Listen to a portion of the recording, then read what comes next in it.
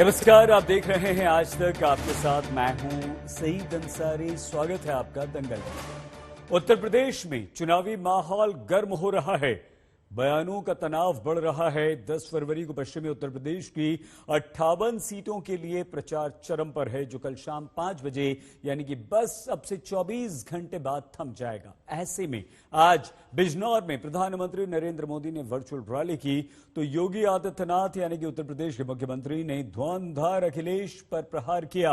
लेकिन अखिलेश यादव और जयंत चौधरी की जोड़ी ने भी चुन चुनकर योगी मोदी के हमलों का जवाब दिया है।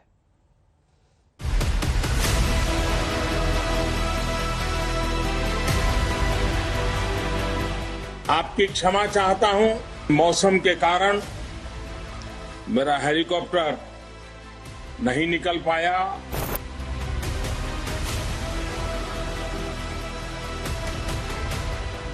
जितना बड़ा भारतीय जनता पार्टी का नेता है, उतना बड़ा झूठ बोल रहा है। भारतीय जनता पार्टी की सरकार है, दंगा करेंगे तो दंगे की गर्मी को चंद मिनटों में उतार करके रख दी जाएगी। गर्मी निकले ना निकले, लेकिन समाजवादी सरकार आएगी तो भर्ती निकलेगी। हम अयोध्या का विकास करेंगे और सपा और लोकदल के लोग तो कब्रिस्तान का विकास करने के लिए भगवान ने पैदा करके भेजे ही है। पश्चिमी यूपी की जंग में नेताओं की जुबान बयानों से खौल रही है। कोई गर्मी उतार रहा है तो कोई मौसम का सियासी मिजाज समझा रहा है। पश्चिमी यूपी में पहले चरण की वोटिंग यानी 10 फरवरी का वक्त जैसे जैसे नजदीक आ रहा है, ये जंग और जोरदार होती जा रही है। यूपी में एक आवाज उठने लगी है। इस बार चुनाव पीएम मोदी के चेहरे पर नहीं, बल्कि सीएम योगी आदित्यनाथ के चेहरे पर लड़ा जा रहा है। लेकिन इन बातों को बंद करने के लिए खुद पीएम मोदी मैदान में आ गए। दुष्यंत कुमार जी ने कहा था, उन्होंने लिखा था, यहां तक आते आते सूख जाती है कई नदियां। मुझे मालूम है पानी कहां ठहरा हुआ होगा। मोदी को वैसे तो खुद हेलीकॉप्टर से बिजनौर पहुंचना था, लेकिन पीएम मोदी ने कहा कि मौसम खराब होने की वजह से वो पब्लिक के बीच नहीं आ पाए और वर्चुअल रैली ही करनी पड़ी। लेकिन मेरठ में प्रचार कर रहे जयंत चौधरी ने इसे बीजेपी के मौसम से जोड़ दिया। देखिए, कोई कारण रहे होंगे, वो नहीं आए। मैं चाह रहा था कि वो आते तो कुछ ना कुछ सफाई भी देते। जयंत चौधरी कैसे मौसम परख रहे हैं? सवाल ये है, कहीं ऐसा तो नहीं कि कुछ घंटे पहले हुई नरेश टिकैत से जयंत चौधरी की मुलाकात उनका हौसला बढ़ा रही? वैसा तो हवा बदल रही, सीधा रुख है, विपरीत नहीं चल रहा, हवा सीधी चल रही। और सिद्धि में तो जिसके उसमें सिद्धि हवा चल जा तो ये तो शुभ संकेत मानने जा। बीजेपी के अंदर भी ये सवाल मथा जा रहा है कि चुनावी अभियान जिस तरह से योगी बनाम अखिलेश हो गया है, उसमें फायदा होगा या नुकसान। एक कहावत है ना, चांदनी रात चोरों को अच्छी लगती है। वे डकैती इसी में डलवाते थे। विकास के कार्यों में डकैती हो, अराजकता हो, राहजनी हो, छिनैती हो, ये उसी अंधेरे में वे लोग डलवाते थे। लेकिन आज बिजली की रोशनी से हर घर जगमगा रहा है। अरे सबसे बड़े माफिया आप जानते हो कौन है? आपको नहीं पता सबसे बड़ा माफिया कौन है? उत्तर प्रदेश में कभी ऐसा नहीं हुआ होगा कि किसी मुख्यमंत्री पे इतनी गंभीर धाराएं लगी हों। मुख्यमंत्री पे धाराएं, डिप्टी सीएम पे धाराएं। लेकिन बयानों की जंग में बाजी कौन मारेगा, इसका वक्त भी नजदीक आ रहा है। आज तक ब्यूरो। उत्तर प्रदेश में रणभेदी बच चुकी है, लेकिन सबसे पहले 10 तारीख को पश्चिमी उत्तर प्रदेश की 58 सीटें बहुत महत्वपूर्ण। सीधे हम आपको विभिन्न राजनीतिक दलों के नेता, प्रवक्ता हमारे साथ मौजूद हैं, लिए चलते हैं। लेकिन एक बड़ी खबर इस वक्त आ गई है, योगी आदित्यनाथ के विरुद्ध शुभावती शुक्ला को समाजवादी पार्टी ने टिकट दे दिया है गोरखपुर से। बीजेपी के पूर्व नेता उपेंद्र शुक्ला की पत्नी हैं शुभावती शुक्ला।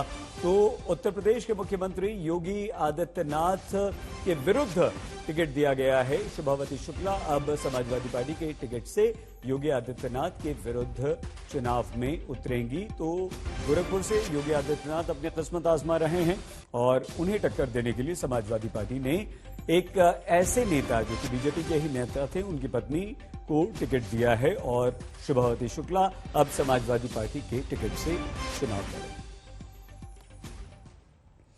हमारे साथ विभिन्न मेहमान मौजूद हैं।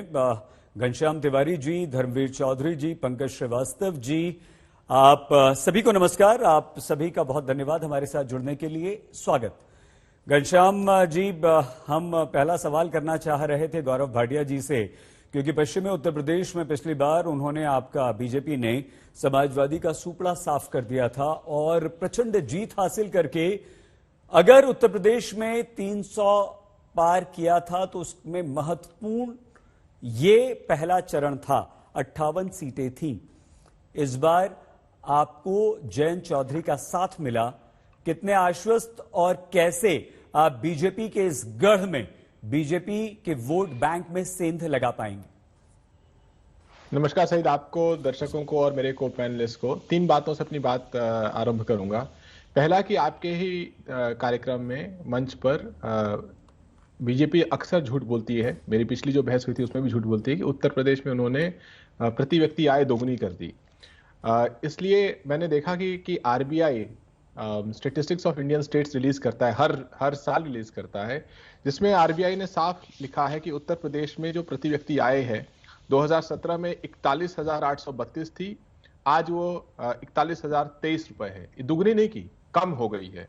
जबकि ये 2012 में 33,000 रुपए थी प्रति व्यक्ति आय, जो कि 2017 में बढ़ के 41,832 हुई। ये झूठ जो बार बार भारतीय जनता पार्टी परोसती है, इसी तरीके से वो ये झूठ परोसती है कि किस तरीके से उत्तर प्रदेश की अर्थव्यवस्था उन्होंने जिसे जीएसडीपी कहा जाता है, उन्होंने लगभग दोगुनी कर दी। वो भी झूठ है। अगर उत्तर प्रदेश की अर्थव्यवस्था को आप देखिएगा तो वो 8.2 लाख करोड़ से 13 लाख करोड़ हुई थी जब हम लोग की 5 साल की सरकार थी, और आज वो 13 लाख करोड़ से 17 लाख करोड़ हुई है।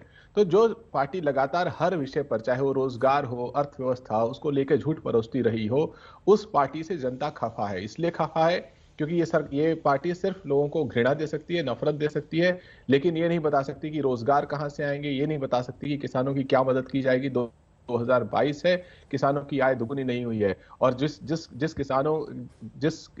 किसान आंदोलन को लगातार ये लोग आतंकवादी और पाकिस्तान परस्त कहते रहे, आज वो समूचे किसान पश्चिमी उत्तर प्रदेश में एकजुट हैं कि भारतीय जनता पार्टी की अन्याय और अंधकार की सरकार को उखाड़ फेंकेंगे।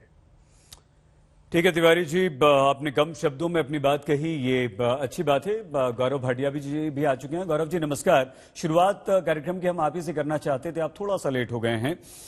गौरव जी, ये वो 58 सीटें हैं जहां आपने जबरदस्त जीत हासिल करके, यहां 3 हमारे साथ प्रवक्ता बैठे हुए हैं और श्रीवास्तव जी हैं, चौधरी साहब हैं, तिवारी जी हैं, तीनों का सुपड़ा साफ कर दिया था। लेकिन इस बार गौरव जी, आपको लगता है कि किसान आपके विरोध में हैं? आपके कई सारे नेताओं को इसी पश्चिमी उत्तर प्रदेश में विरोध का सामना करना पड़ा है, उन्हें गांवों में प्रवेश तक नहीं करने दिया गया है, चुनौतियां ज्यादा हैं, और इस बार आप क्या थोड़ा सा भी यहां पर सशंकित हैं कि गड़बड़ हो सकती है? सैयद जी, सबसे पहले तो ये कहूंगा कि जो आवाज एको कर रही है, सैयद जी अगर ठीक करा दे। हम टेक्निकल टीम से कहते हैं भाटिया जी की आवाज ठीक हो जाएगी सर।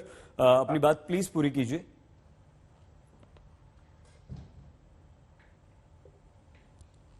गौरव जी, आप म्यूट हो गए हैं शायद, आपकी आवाज हम तक नहीं पहुंच रही। अब आ रही है सैयद जी? बहुत बहुत बढ़िया, अपनी बात आरंभ से आप कीजिए। ठीक, धन्यवाद। देखिए, सबसे पहले तो ये कहूंगा, जिस तरह से यशस्वी प्रधानमंत्री श्री नरेंद्र मोदी जी ने जनता से संपर्क किया है, आज भी और इससे पहले भी योगी आदित्यनाथ जी खुद प्रचार कर रहे हैं। एक बात तो स्पष्ट है कि चाहे वो पश्चिमी उत्तर प्रदेश की बात हो और चाहे वो पूरे उत्तर प्रदेश की बात हो, भारतीय जनता पार्टी पुनः सरकार बनाएगी और 325 से ज्यादा सीटें हम अकेले जीतेंगे, आप देखिएगा। और मैं आपको वजह बताता हूं क्यों। जी। सबसे ज्यादा झूठ कौन बोलता है? देखिए, सबसे ज्यादा झूठ बोलता है पूर्व मुख्यमंत्री अखिलेश यादव जी। और मैं क्यों कहता हूं? देखिए, मेरे हाथ में अध्ययन किया है और आंकड़े हैं, और जिसमें गंभीर जो मामले होते हैं हत्या के और बलात्कार के, पहले मैं इसके आंकड़े रखता हूं। जब समाजवादी पार्टी की सरकार थी, और ये एनसीआरबी का डेटा है, 2014 में 5150 हत्या हुई। ये 2020 का जो आखिरी डेटा आया उसमें 3779, मतलब 20 से 25% की कमी आई है। अब बलात्कार पे आते हैं। सबसे पहले तो समाजवादी पार्टी की मानसिकता क्या थी ये जानिए। जब मुलायम सिंह यादव जी राष्ट्रीय अध्यक्ष थे और कहते थे लड़के हैं, लड़कों से गलती हो जाती है। अखिलेश यादव महिला पत्रकार जो बलात्कार पे सवाल पूछती है कि इंसाफ कब मिलेगा पीड़िता के परिवार को, तो कहते हैं तुम तो सुरक्षित हो। और आंकड़े ये कहते हैं कि इनके समय में 2014 में 3467 ये बलात्कार के मामले हैं, इसमें कमी आई। और एक बलात्कार भी बहुत ज्यादा है सैयद जी, मैं ये भी कहूंगा, लेकिन 2769 2020 में। दूसरी बात, एक बड़ा मुद्दा है गन्ना किसानों का। देखिए गन्ना किसानों पे कैसे झूठ बोला जाता है, और इस प्रश्न का उत्तर जरूर लीजिएगा प्रवक्ता से। इनका मैनिफेस्टो है अंसारी जी, और ये कहते थे कि हम 1.5 गुना कर देंगे एमएसपी। इन्होंने नहीं किया, हमने किया। इन्होंने कहा हम गन्ना किसानों का भुगतान करेंगे। जब इनकी सरकार गई 11,000 करोड़ का बकाया था, वो हमने किया। और साथ में 5 साल में 1.5 लाख करोड़ का भुगतान हमने किया। इनके 5 साल में 95,000 करोड़ था। तीसरा बड़ा मुद्दा पलायन का। आप याद करिए अंसारी जी, क्या ये सत्य नहीं है कि जो पलायन करा रहा था नाहिद हसन, उसको ये लोग टिकट दे रहे हैं। और योगी आदित्यनाथ जी ने क्या किया, सपा की सरकार में जो हिंदू परिवार प्रताड़ित हुए थे उनको वापस वहां उनके घर भेजा। चौथी बड़ी बात जो मैं कहता हूं, दंगा मुक्त उत्तर प्रदेश, उत्तर प्रदेश उत्तम प्रदेश। आप याद करिए मुजफ्फरनगर दंगे, जो आरोपी थे चार्टर्ड प्लेन भेजा जाता था। मौलाना नजीर, आओ आधे मुख्यमंत्री अखिलेश यादव तुमसे बात करेंगे। और ये हमारी उपलब्धि है बहुत बड़ी कि आज वातावरण विकास का है। इनका विनाश का वातावरण था, हमारा विकास का है। और ये जो चारों बात मैंने कही, मैंने तथ्यात्मक रूप से कही है, और मैं चुनौती देता हूं किसी भी एक पे अगर डिबेट कर ले तो जो कहेंगे हार जाए। ठीक है तिवारी जी, आप गौरव भाटिया जी के प्रश्नों का उत्तर अवश्य दीजिएगा, लेकिन धर्मवीर चौधरी जी, हम आपको थोड़ा सा पीछे 2007 से 2012 में लिए चलते हैं। आपका शासन था, बहन जी का सख्त प्रशासन चर्चा में हुआ करता था, उनकी एक अलग छवि थी, कार्यशैली थी। लेकिन पश्चिमी उत्तर प्रदेश से आप गायब हो गए हैं। ऐसा क्या है कि पश्चिमी उत्तर प्रदेश का आपका जो वोट बैंक था वो भी आपसे छिटक गया है? और चौधरी साहब, इस बार क्या किसान, क्या दलित, क्या दूसरा वर्ग आपके साथ आएगा, और अगर आएगा तो क्यों? सही भाई, अगर आप बहुजन समाज पार्टी का इतिहास 20-25 साल का देखें तो हम हमेशा 20 से 30% वोट पर खड़े रहे हैं, चाहे इनकी सुनामी हो चाहे आंधी हो। लेकिन जो हमारा कैडर वर्कर है वो हमारे साथ है, और उसी का कारण है कि हमने सहारनपुर की लोकसभा जीती, हमने अमरोहा की लोकसभा जीती, और आज मैं स्वयं बिजनौर में हूं, हमने बिजनौर की लोकसभा जीती। ये बिजनौर बहुजन समाज पार्टी का गढ़ है, ये पश्चिमी उत्तर प्रदेश बहुजन समाज पार्टी का गढ़ है। आदरणीय बहन कुमारी मायावती जी स्वयं यहाँ से सांसद नहीं है। और मैं आपको भी बता दूं कि मैं प्रधानमंत्री जी का एक वक्तव्य भी आपके चैनल पर ही सुन रहा था। प्रधानमंत्री जी ने कहा कि मौसम खराब होने के कारण मेरा हेलीकॉप्टर नहीं उड़ सका। तो ये मौसम खराब नहीं है, ये जनता का मूड खराब है, और जनता इनको ठोकने वाली है। जो ठोको नीति चल रही थी बीजेपी की, अब जनता इनको ठोकेगी, और बाबा साहब के वोट की ताकत से ठोकेगी। और ये पश्चिमी उत्तर प्रदेश में आज गन्ना किसान ये पूछ रहा है कि जब ये आंदोलन खत्म हुआ था तो प्रधानमंत्री जी के कृषि मंत्री ने कहा था कि हम तुरंत जो है गन्ना किसानों पर जो मुकदमे है वो वापस लेंगे। लेकिन उत्तर प्रदेश में एक भी गन्ना किसान का मुकदमा वापस नहीं हुआ। इन्होंने कहा था गौरव भाटिया ने कि हम किसानों की आय को दुगना करेंगे। 5 साल में सही पाई, इन्होंने 5 रुपए करने का बढ़ाने का काम किया।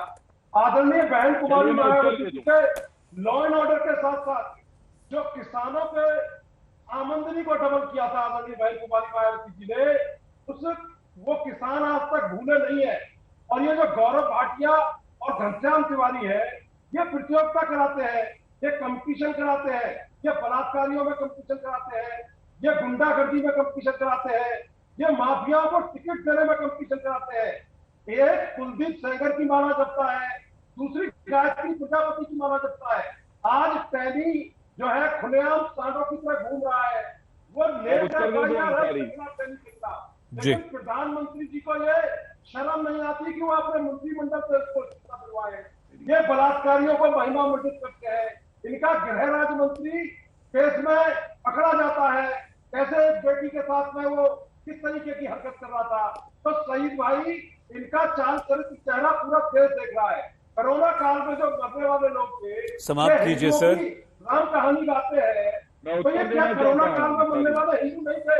चौधरी साहब, हाथरस में बेटी को मारा, वो क्या हिंदू नहीं थी? चौधरी साहब समाप्त कीजिए, आगे भी मौका मिलेगा आपको, क्योंकि एक एक रिएक्शन ले लें।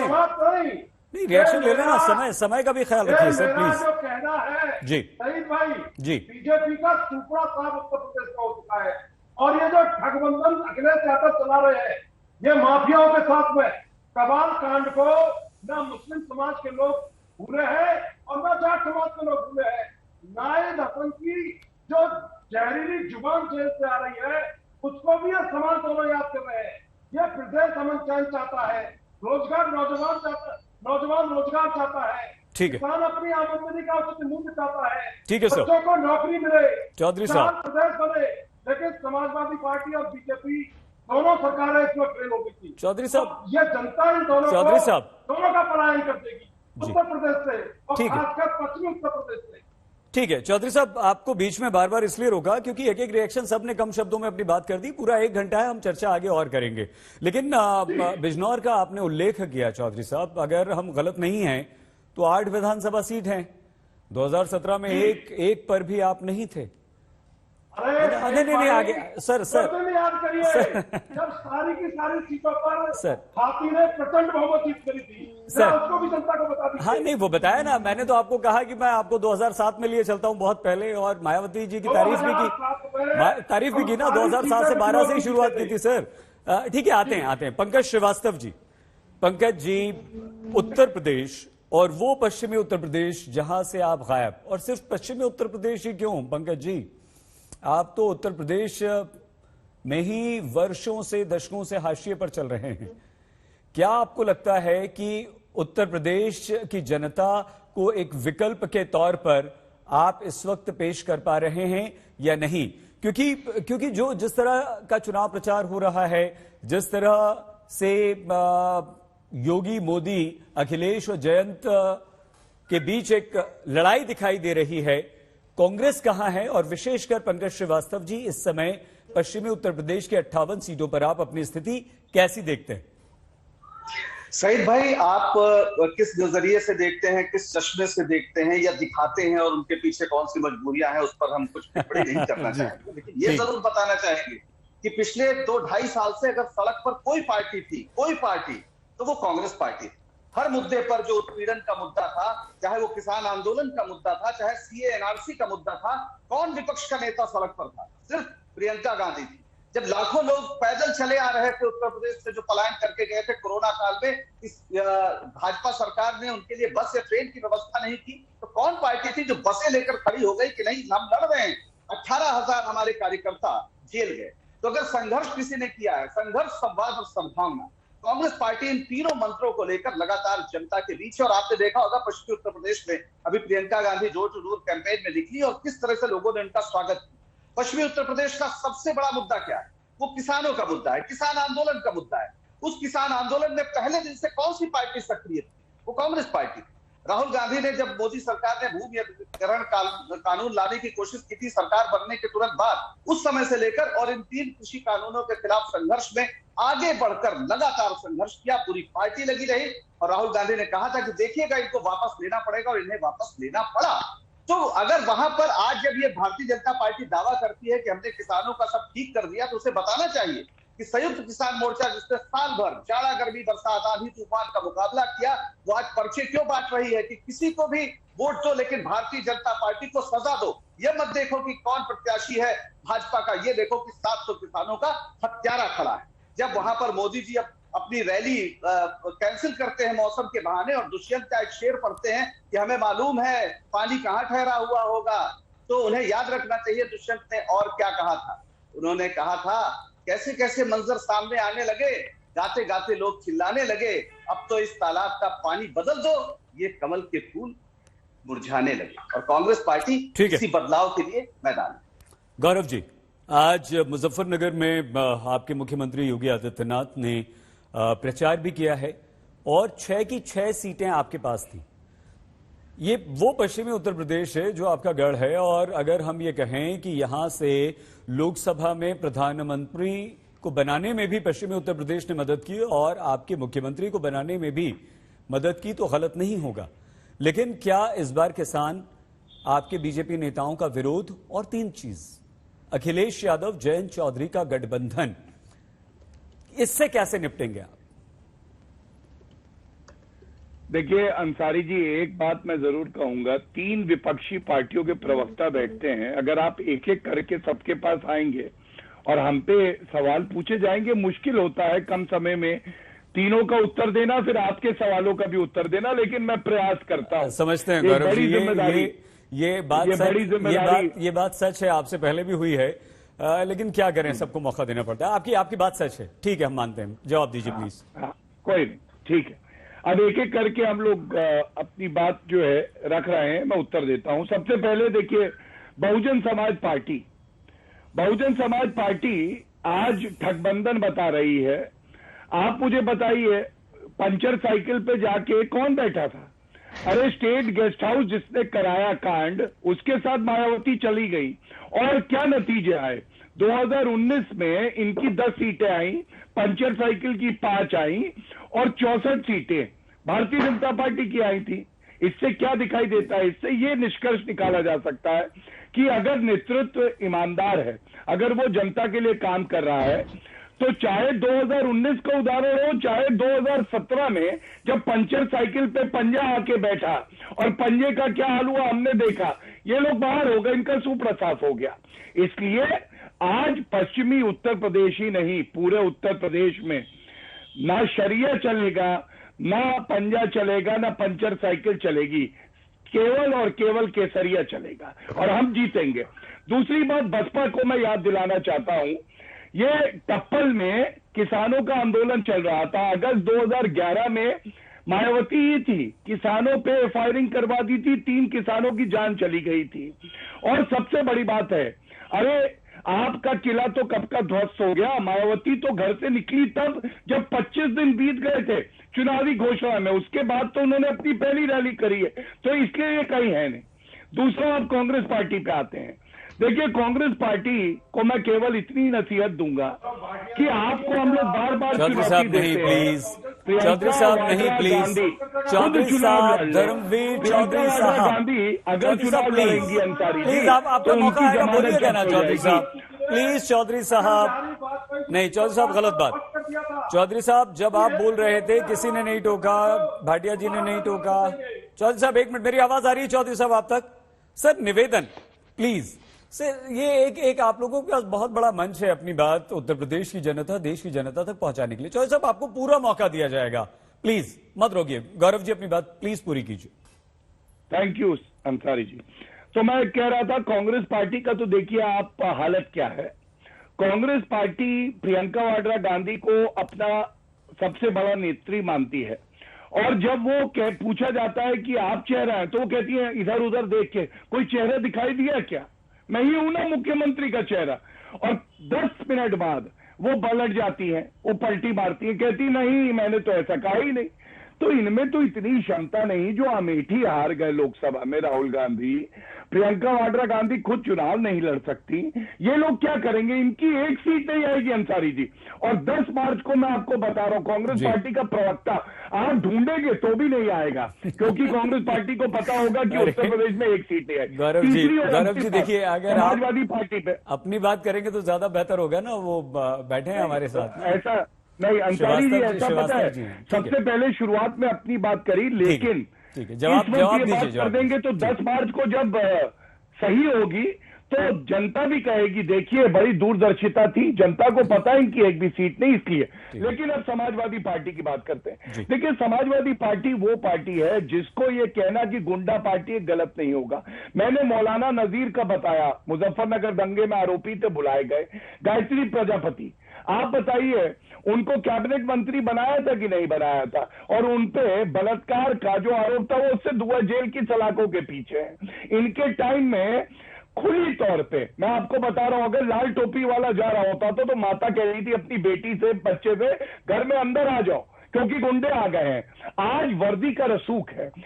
आप बताइए अतीक अहमद, मुख्तार अंसारी, इनके समय में कैसे घूमते थे? बाहुबली बुलाया जाता था। आज चूहे बन के जेल की सलाखों के पीछे 2000 करोड़ रुपए की जो ये माफिया थे, भू माफिया थे, इनकी संपत्ति जब्त करने का काम किसी ने किया है तो योगी आदित्यनाथ जी ने किया है। और अंत कर रहा हूं, इनके मैनिफेस्टो में चुनौती देके कहता हूं, इन्होंने खुद वादा किया कर्जा माफ करेंगे। हमने 36,000 करोड़ रुपए का गन्ना किसानों का और किसानों का कर्जा माफ किया पहली कैबिनेट मीटिंग में। इनसे पूछिए 5 साल सरकार रही, 4 बार सत्ता में आए, किसानों का कितना कर्जा माफ किया? ये सवाल बनता है कि नहीं बनता है? अंसारी जी आप बताइए। धन्यवाद। बहुत धन्यवाद गौरव जी।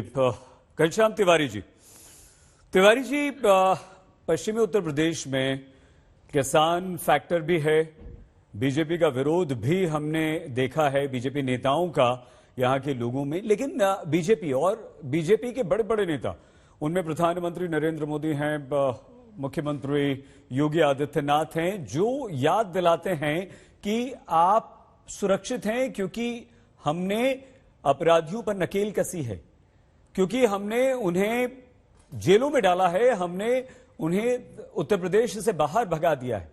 क्या आपको लगता है कि कहीं उत्तर प्रदेश की जनता इस सुरक्षा के मुद्दे पर कहीं कंफ्यूज ना हो जाए और फिर से जो किसान हैं और जो दूसरे फैक्टर्स हैं, युवा हैं, महिलाएं हैं, वो पुराने दिन याद ना करने लगे? पुराने दिनों को याद करवाने में अगर बीजेपी सफल हो गई तो आपको लगता है तिवारी जी कि कहीं नुकसान हो जाएगा?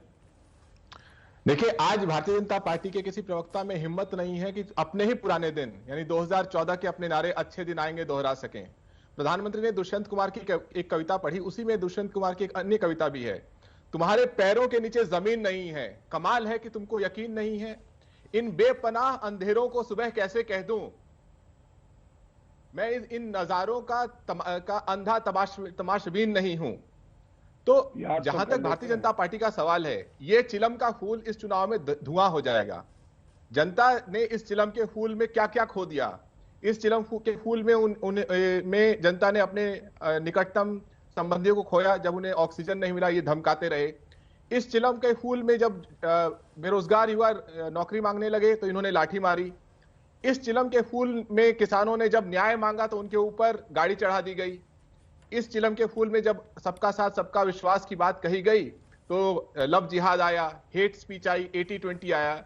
इस चिलम के फूल में कहा गया कि संत हैं, सन्यासी हैं, महंत हैं, लेकिन जब उन्होंने अपनी पर्चा दाखिल किया तो पता चला कि उनके पास रिवॉल्वर है, राइफल है। इस चिलम के फूल ने उत्तर प्रदेश को ऐसा बर्बाद किया कि आप ही के मंच पर मैंने एक ही आंकड़ा दिया था कि 4 साल से दोहरा रहे हैं ये चिलम के फूल वाले कि इन्होंने प्रति व्यक्ति आय दोगुनी कर दी। RBI, reserve bank of India का आंकड़ा है प्रति व्यक्ति आय उत्तर प्रदेश में। तिवारी जी, आपको बीच में इसलिए रोकना पड़ रहा है कि एक बीजेपी अध्यक्ष जेपी नड्डा ने आप पर जबरदस्त वार किया है, हम उसे सुना देते हैं, उसके बाद आपका रिएक्शन लेंगे। अगर उज्ज्वला योजना की बात करो तो आपके ध्यान में आएगा कि लोग, हमारी बहनें गांव में सवेरे 5 बजे उठकर, बोलिए लकड़ी काट करके लाने के लिए जाती थी कि नहीं जाती थी? 5 बजे सुबह उठ के लकड़ी काटने जाती थी कि नहीं जाती थी? और लकड़ी काट के लाके चूल्हा जलाती थी कि नहीं जलाती थी? और गोबर इकट्ठा करके कंडा, गोबर